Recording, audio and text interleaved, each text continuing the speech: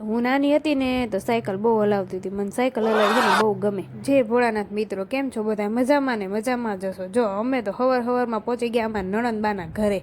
અમારા નણંદબાના ઘરે આવીને જોઈને તો અમારા નણંદબા જો ખાટલે ચડીને બેઠા હતા. પછી તો અમારા નણંદબાએ છે ને મસ્ત મજાની ઠંડી ઠંડી સોડા પીવડાવી. પછી તો સોડા પી લીધી ને આવી ગયા અમે એમનું ખેતર જોવાના. ખેતરમાં જો બટેકા વાવેલા હતા ને આપણે આ બટેકા હે ને લારીઓમાં વીણતા જોયા છે, પણ આમ ખેતરમાં વીણતા કોઈ દિન જ જોયા.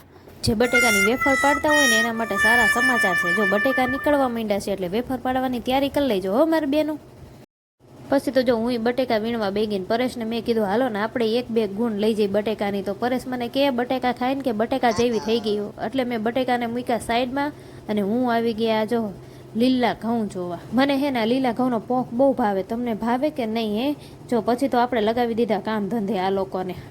આપણે ફરવા આવ્યા હોય એટલે બધું જોવું તો પડે જ ને. એટલે હું તો આવી ગઈ જો આ ગાનો તબેલો જોવા. અને જો અંદર એન્ટર થતા જ તે ગાયોએ હે ને આપણું સ્વાગત કર્યું. ને આ બાજુ હે ને આ લોકોને આવી કાળી ગાય હોય, આને જર્સી ગાય કહેવાય.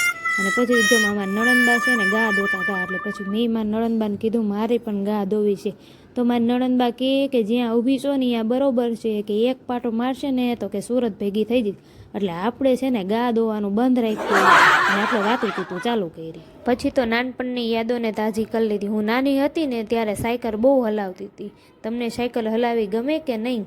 આમાં દક્ષિણ હે ને સાયકલ હલાવી હતી, પણ આવડી મોટી સાયકલ એને આવડે નહીં. એટલે પછી મેં કીધું હાલ હું જ તને આટો મરાવું. તો મળીએ નેક્સ્ટ વિડીયોમાં. તમને વિડીયો ગમ્યો હોય ને તો લાઇક અને શેર કરવાનું ભૂલતા નહીં. બાય.